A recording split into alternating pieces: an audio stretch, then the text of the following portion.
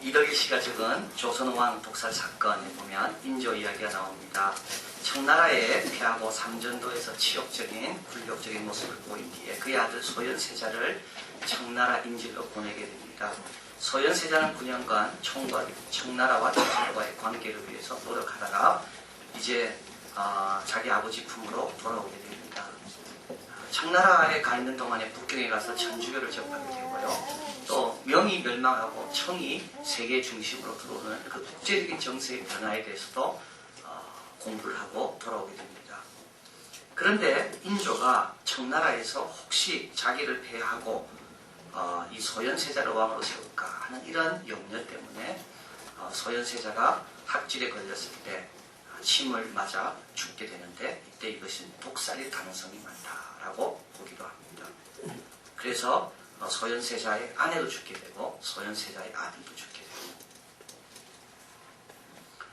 지금 예맥이라는 극단에서는 흔적이라는 제목으로 소현세자에 관한 연극을 지금 공연하고 있습니다. 이 극에서 소현세자를 첫 순교자로 묘사하고 있다 하는데요.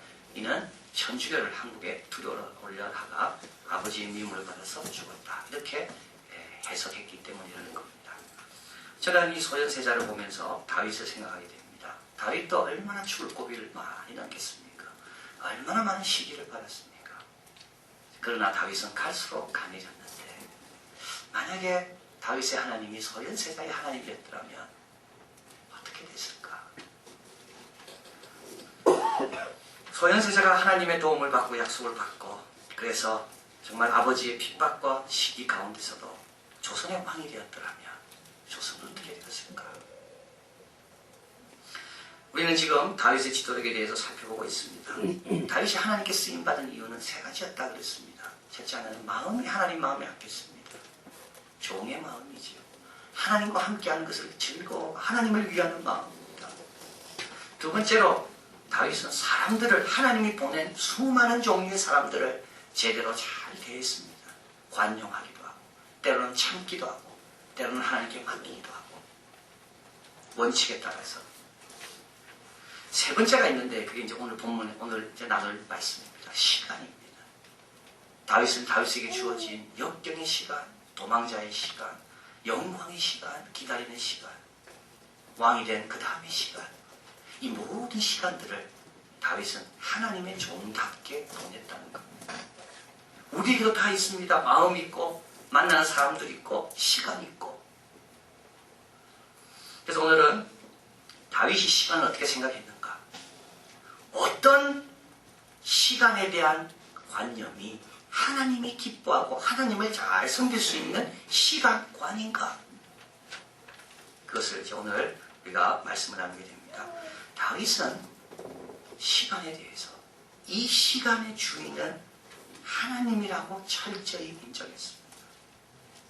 다윗은 종이라 그랬잖아요. 종은 시간이 없습니다. 종에게는 시간이라는 게 없습니다. 종의 시간은 주인에 정해지는 겁니다. 주인이 일어나라 하면 그 일어나는 주인이 정하는 그 기상시간이 기상시간입니다. 주인이 이제 잘 시간이다 하면 그 시간이 자는 시간입니다. 내가 아무리 싫어도 주인이 이제 일해야 되겠다. 그럼 일하는 시간입니다. 내가 아무리 일하고 싶어도 주인이 이제 쉬어야 되겠다. 쉬는 시간입니다. 종과 주인의 차이가 여기 있습니다. 종은 자기 시간이 없습니다. 항상 주인의 스케줄에 따라 움직이는 것이 신실한 종이요. 주인이 기뻐하는 종입니다. 다윗은 기도를 하나님께 여러 번 했지만 한 번도 언제까지입니까? 라는 기도를 한 적 없습니다. 하나님께서 나를 기름 부어 왕 세웠습니다. 그리고 다윗은 다시 목동으로 돌아갑니다. 하나님 내가 목동 얼마까지 해야지 왕 세워주겠습니까? 그런 기도를 한 적이 없다고요. 남쪽의 왕이 되죠. 7년 반을 기다리면서 다윗은 한 번도 하나님 몇 년입니까? 또 기다려야 됩니까? 또 기다려야 됩니까? 그런 기도를 한 적이 없습니다. 다윗이 하나님께 던졌던 질문은 하나님 올라가야 됩니까? 말아야 됩니까? 쳐야 됩니까? 어떻게 해야 됩니까? 그 질문이지 시간에 대한 질문은 하지 않습니다. 그래서 다윗은 서두르지 않습니다. 자기 계획이 없기 때문에 그렇습니다. 내 계획은 하나님의 계획이기 때문에 하나님의 계획에 따라 내 계획은 얼마든지 바뀔 수 있기 때문에 다윗은 서두르지 않습니다. 여러분, 서두르지 않으면 두 가지 유익이 있습니다. 하나는 법과 원칙을 지키게 됩니다. 왜 우리가 법과 원칙을 어기는가 하면 서둘러서 그렇습니다. 빨리 뭔가 이루려 하기 때문에. 두 번째는 상처를 주지 않습니다. 항상 우리가 빠르게 뭔가를 하려고 내 스케줄 따라 남이 들어오지 않기 때문에 남에게 험악한 말을 하는 겁니다. 내 계획이 이건데 왜 따라오지 않는가? 그러나 다 맡기면요, 자기 계획이 없는데 기다리면 기다리고 가라면 가고. 다윗이 태어난 베들레헴, 다윗의 집과 예루살렘까지는 불과 20km밖에 되지 않는다고. 그런데 이까지 오는데 몇 년 걸렸겠습니까? 20년이 걸렸어요. 그런데 비록 20년이 걸렸지만 도착했을 때 다윗에게는 아무런 상처를 준 적도 없고 받은 적도 없고 하나님 뜻을 어겨서 남긴 오점도 없고. 성경은 철저히 우리 하나님의 시간이 주인이라고 말씀합니다. 우리 하나님은 알파와 오메가입니다. 시작하는 분도 하나님이요 마치는 분도 하나님이십니다. 히스기야 왕에게 하나님께서 징조를 보여줍니다. 징조를. 그 병을 낫게 해주겠다고. 태양을 10도 뒤로 물러가게 하는 징조. 시간을 거꾸로도 돌릴 수 있는 분이 하나님입니다. 여호수아와의 전쟁 가운데 태양이 멈춥니다. 시간을 멈추게 하시는 분이 우리 하나님입니다.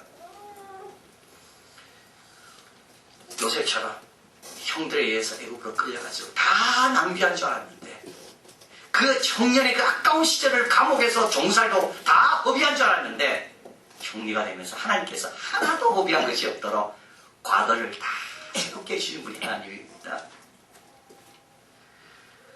그래서 다윗은 시편 31편 15절에 이렇게 쓰고 있습니다. 내 시대가 주의 손에 있어.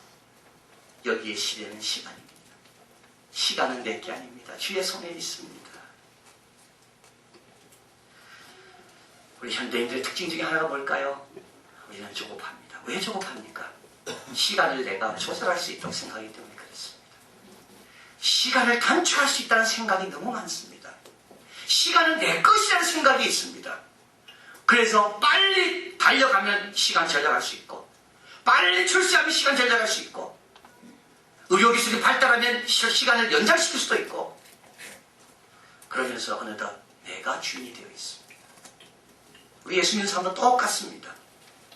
시간은 주인이 따로 계신데 내가 주인 행사하고 있습니다. 스케줄이 안 맞습니다. 그래서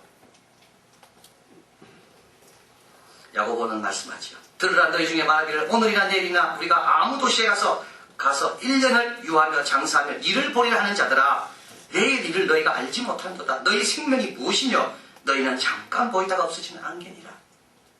너희가 도리어 말하기를 주의 뜻이면 우리가 살기도 하고 이것저것을 하리라 할 것이오늘 이제 너희가 허탄한 자랑을 자랑하니 이러한 자랑은 다 악한 것이라.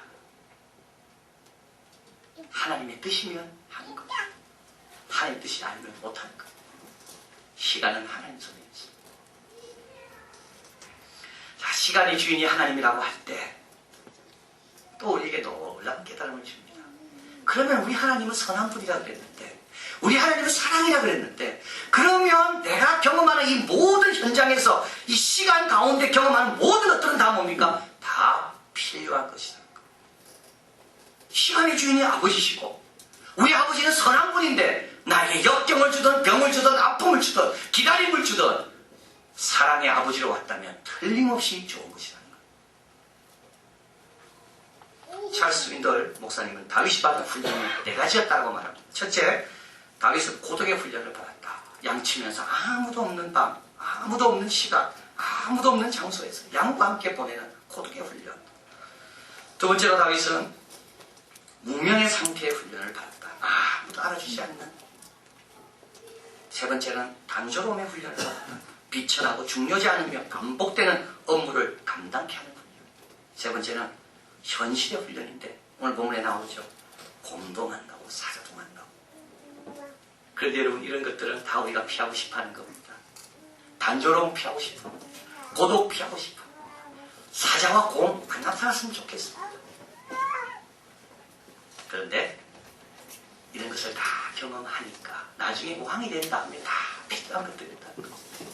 사자와 곰을 싸워본 적이 있기 때문에 그때 하나님께서 어떻게 도와주신 것을 경험했기 때문에 골리앗 앞에 나가는 겁니다. 양을 쳐봤기 때문에 목자의 심정으로 백성들이 치게 되는 겁니다. 무명의 시절을 겪어봤기 때문에 이름 없는 사람의 서러움을 아는 겁니다.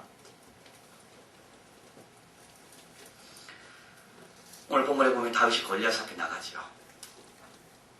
다윗이 알았겠습니까? 몰랐습니다. 여러분, 여기에 놀라운 게 숨어 있습니다. 골리앗을 만날지 다윗은 전혀 생각 못했습니다. 아버지 이새에게 형들에게 간다고 인사하면서 아버지 골리앗 싸워보겠습니다. 그러고 가지 않았습니다. 그런데 딱 와보니까 뭐가 있습니까? 골리앗이 있습니다. 그걸 아시고 하나님께서 미리부터 돌 던지는 연습을 양과 함께 있을 때 시킨 겁니다. 다윗은 처음에 돌을 왜 던진지 몰랐을 거예요. 그러나 골리앗 앞에 섰을 때 이제 깨닫게 되는 겁니다.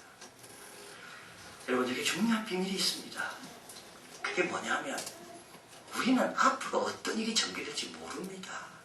그렇기 때문에 오늘 하는 이 일이 어떻게 연관되는지 모르는 것은 지극히 당연한 겁니다. 이 일을 하나님께서 왜 시켰을까? 골리앗을 만날 일을 모르기 때문에 이해가 되지 않습니다. 그래서 지혜로운 사람은 어떤 사람입니까? 아, 시간의 주인은 하나님이시고 나의 유익을 위해서 나의 미래를 아시는 하나님께서 다 미리부터 준비시키시는구나. 그렇게 받아들이고 주어진 현실 가운데 주어진 시간을 감사함으로 잘 보내는 자가 가장 지혜로운 자입니다. 그래서 어떻게 됩니까? 다윗은 갈수록 강해집니다. 사울이 다윗을 추격하지만 도망자 신분 가운데서도 다윗은 강해집니다.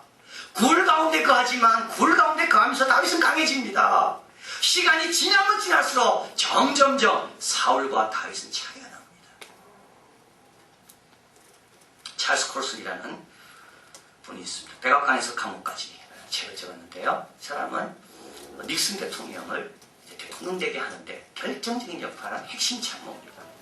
닉슨이 대통령이 되고 난 다음에 이분이 닉슨의 특별 보좌관으로서 닉슨 대통령 사무실 바로 옆에 자기 책상을 놓고 닉슨 대통령을 도왔던 사람입니다. 이 사람이 닉슨 대통령을 얼마나 좋아했는가 하면 심지어 이런 말까지 돌 정도였습니다. 찰스 콜슨은 닉슨을 위해서라면 할머니도 밟고 지나간다. 찰스 콜슨이 필립스 아카데미라는 미국의 유명한 명문고등학교를 졸업하고 집은 가난했지만 무리해서 졸업했습니다. 대학을 가야 되는데 대학은 장학금을 주는 곳으로 가야 했습니다. 근데 두 군데 다 합격한 겁니다. 하버드하고 브라운하고. 근데 장학금 조건을 알아보기 위해서 하버드를 갔는데 하버드에서 입학처장이 이런 말을 하더라는 거죠. 당연히 올 것처럼 이야기하더라는 겁니다. 그래서 찰스 콜슨이 기분이 나빠가지고 내가 언제 하버드 온다 이야기했습니까?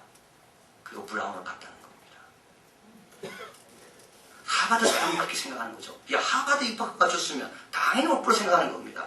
그 찰스 콜슨은 좀 웃기는 사람들이네. 내가 이 하버드 선택 안 했어 나는. 그리고 브라운을 간 겁니다. 우리도 좀 그러면 좋을 것 같습니다. 당연히 올 줄로 알지만 그거 안 갑니다. 나는 포항으로 갑니다.